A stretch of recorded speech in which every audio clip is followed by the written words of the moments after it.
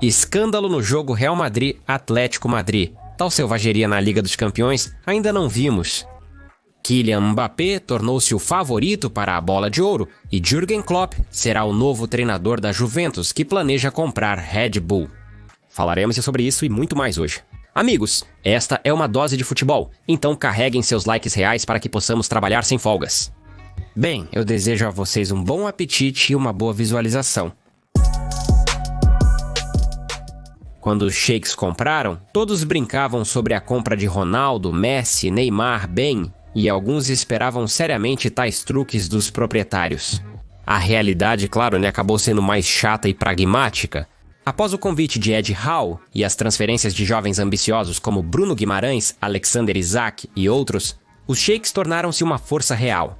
E agora todos os tops da Premier League têm que lidar com eles. No entanto, devido ao crescimento irreal da dificuldade na Premier League, o Newcastle não conseguiu jogar de forma estável nas competições europeias, embora, em qualquer outra liga, estivesse sempre na zona da Liga dos Campeões.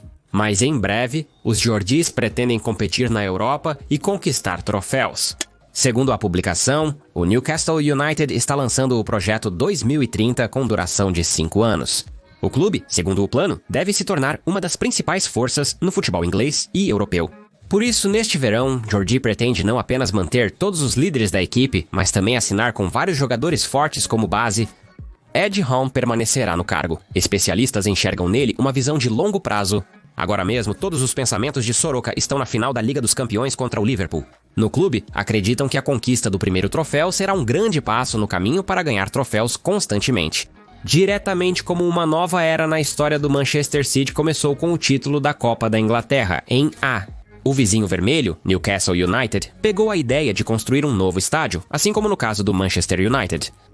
A nova Arena Sorok será construída em parte do terreno atual do estádio do clube, o St. James Park. A capacidade do novo estádio será de cerca de 70 mil pessoas e tal luxo custará 1,5 bilhão de libras. No verão, o clube rejuvenescerá o elenco. O diretor esportivo, Paul Mitchell, já recebeu as devidas instruções. O último ponto importante do programa é a redução e até mesmo a eliminação completa da diferença de renda entre Newcastle e o tradicional Big Six. No último ano, os sócios levantaram 320 milhões de libras, enquanto o Tottenham, com o menor índice do Big Six, levantou 539 milhões. Devido à economia, os Jordis ainda não podem se dar ao luxo de contratar estrelas do futebol mundial, apesar do desejo. Sheiks? Assim que o Newcastle começar a levantar tanto quanto os clubes mais ricos do país, então todos irão imediatamente contra toda a máquina saudita. Milan não está impressionado com Sergei Conceição. Com Conceição, Rossoneri caiu para a 9ª posição na Série A, abaixo de Lazio, Bolonha e Fiorentina. Nem me refiro aos participantes regulares da Champions, como a Roma do fantástico Claudio Ranieri. Milan foi eliminado da Liga dos Campeões pelo Feyenoord em crise. Além disso, o jogo não estava indo bem para os Rotterdammers, mais da metade de sua equipe estava no hospital. E ainda assim eles passaram pelos diabos. A Inter destruiu o Feyenoord, que até se recuperou tão facilmente que parecia que não estava nem se esforçando, como se quisesse humilhar o adversário de propósito. Antes do próximo jogo, o Milan estava com 3 derrotas consecutivas e poderia ter tido a 4ª se não fosse pela mágica de Pulisic. De qualquer forma, Conceição está falhando até o momento. Segundo a La Gazzetta dello Sport, o clube planeja trocar Conceição por Max Allegri. O clube está disposto a pagar 5 milhões de euros por temporada ao italiano Max, que tem vasta experiência na Série A e na Liga dos Campeões. Taticamente, a mudança não é tão significativa. O futebol de Conceição e Allegri é muito parecido. O foco é na simplicidade, compactação, combate agressivo e escolhas. Será que Max conseguirá tirar mais proveito do atual elenco do que seu colega português? Acho que sim, mais do que não. Allegri ainda consegue produzir resultados mesmo em condições tensas e no meio do caos. Max está completamente motivado para provar que sua aposentadoria foi precoce. Existe uma alternativa para Allegri. O ex-atacante do Rossoneri, Antonio Cassano, afirmou que o Milan pode contratar Antonio Conte devido à nomeação do diretor esportivo Fábio Paratici.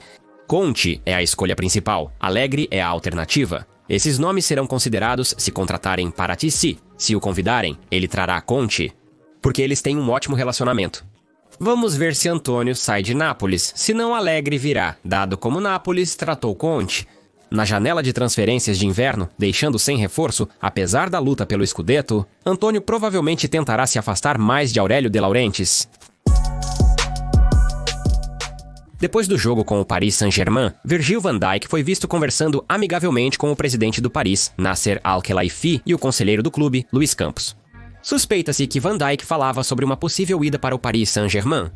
Porém, a publicação esclarece que Virgil abordou Campos durante o intervalo do primeiro jogo para se desculpar pela entrada dura. Na arquibancada, o capitão dos Reds confrontou agressivamente Campos por reclamar da não marcação de um pênalti no momento do tackle. Além das desculpas, Van Dijk também elogiou os jovens parisienses pelo ótimo futebol e tudo mais. Nada se sabe sobre o futuro de Van Dijk, ele diz que ainda não decidiu nada. Meu futuro é incerto no momento. As negociações continuam em andamento. Faltam 10 partidas na temporada e estou totalmente focado nelas. Se tiver novidades, vocês saberão, pois nem eu sei o que vai acontecer. Se alguém diz que sabe, está mentindo na sua cara. Segundo o jornalista Graham Bailey, Bayern e Real Madrid também estão de olho em Van Dijk, além do Liverpool. Não surpreende que o holandês seria titular em quase qualquer clube. Na minha memória, ele é o melhor zagueiro central do mundo. Apesar de em julho Centebeck completar 34 anos, ele está em excelente forma. Ele ainda jogará em alto nível por 1 ou 2 anos, mas já poderia se aposentar agora. Al Hilal ofereceu ao defensor um contrato de mais de 20 milhões de euros por ano. Não acham isso um pouco modesto? Jogadores desse nível são geralmente mais valorizados pelos sauditas. Será um desconto tão significativo? É injusto Van Dijk ser um defensor? De qualquer forma, eu teria ficado no Liverpool se estivesse no lugar dele.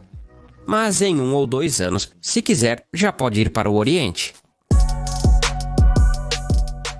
O Arsenal está se aproximando do título da Premier League ano após ano, mas parece que nunca chega lá. Parecia que nesta temporada, finalmente havia uma chance real, já que o Manchester City teve a pior temporada em muitos anos. Mas os Gunners perderam essa oportunidade. A probabilidade teórica de os vermelhos pressionarem existe, mas eu acreditaria mais em uma reviravolta do PSV após o jogo com o Arsenal. Em resumo, Puskás decepcionou mais uma vez. Mikel Arteta tem parte da culpa? Sim.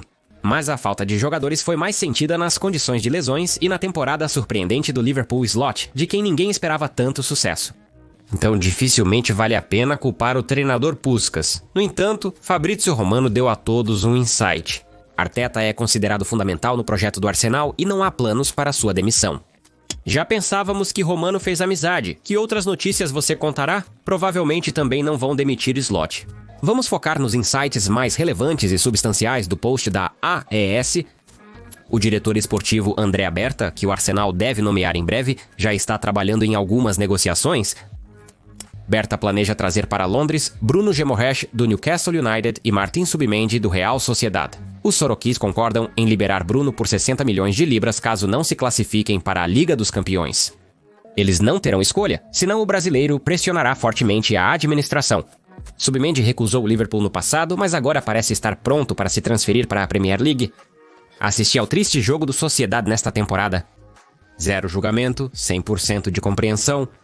Eu preferiria que Martin tivesse ido para o Liverpool 1 ano atrás, mas talvez então não teríamos visto a maravilhosa transformação de Ryan Gravenberch. André Agnelli saiu da Juventus devido à pressão da liderança da Série A e à proibição contínua relacionada ao caso de aumento de capital.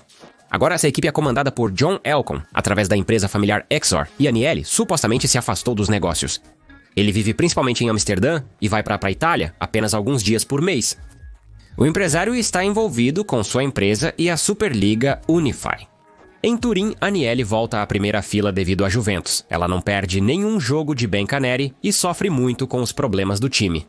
André fica tão triste ao ver a situação atual do Gel Club que decidiu ele mesmo restaurar a antiga grandeza do senhor. Agnelli planeja um retorno à Juventus, embora não mais como presidente, mas no papel de proprietário.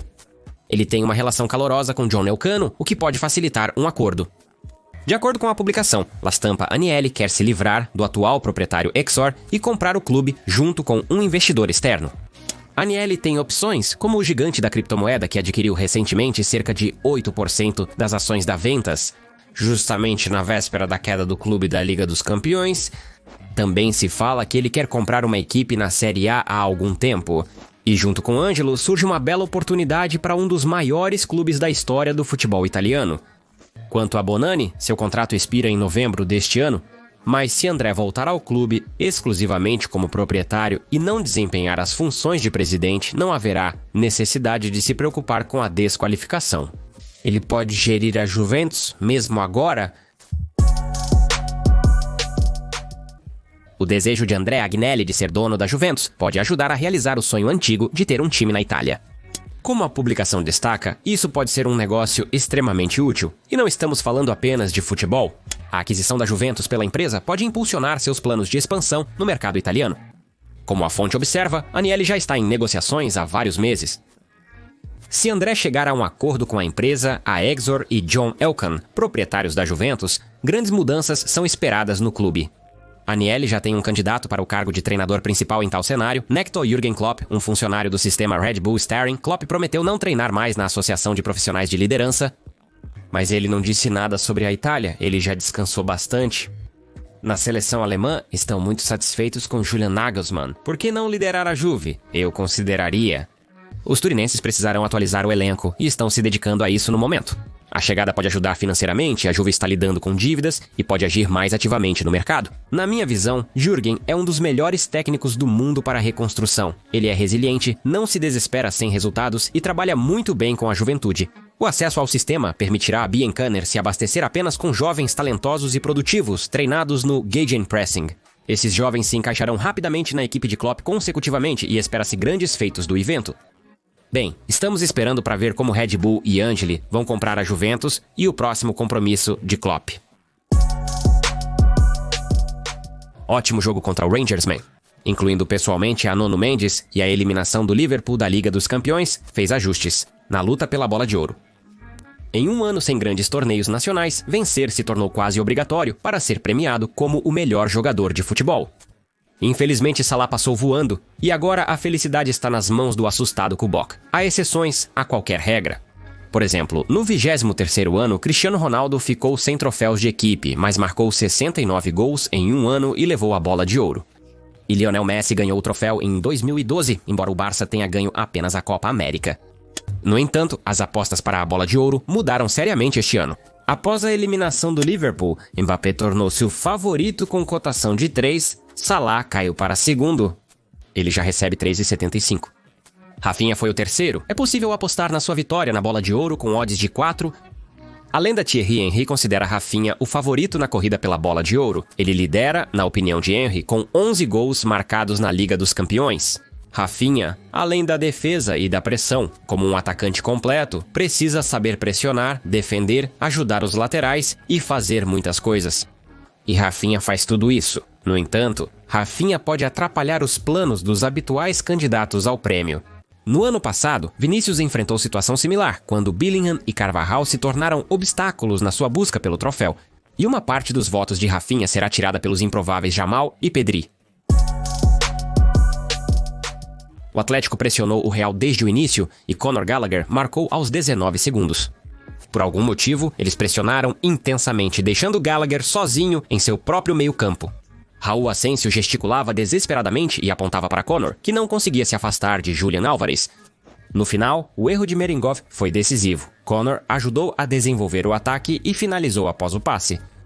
O Atlético utilizou uma 4-4-2 impecável, não dando chances ao Real Madrid. No primeiro tempo, Madrid tentou alcançar Mbappé e Vinícius com lançamentos para superar a defesa sólida dos adversários, mas, para ser honesto, foi apenas medíocre. O Real estava perdido, os jogadores erravam muito e se desconcentravam facilmente. Esses momentos se repetiram no segundo tempo, apesar de um maior equilíbrio na partida, mas o Atlético ainda parecia superior.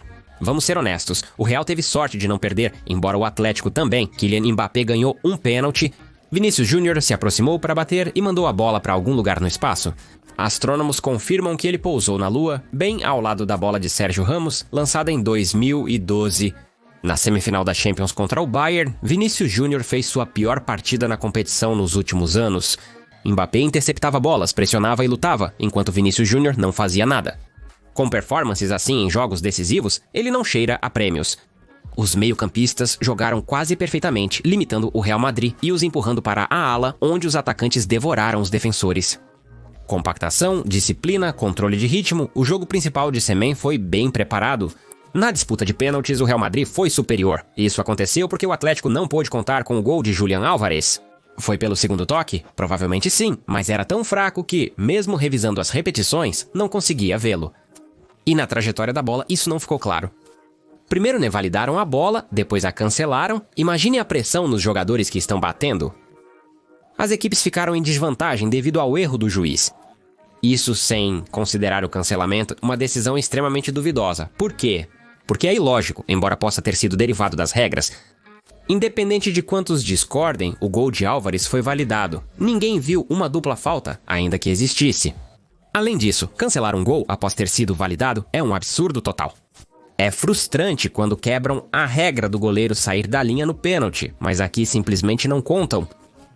Parabenizo o Real pela classificação e lamento pelo Atlético de Madrid. A revisão do jogo e das outras partidas da Liga dos Campeões, além da repetição do momento escandaloso, inédito para mim, você encontrará em nosso Telegrama. Deixarei o link na descrição do vídeo e no comentário fixado. Por hoje é tudo.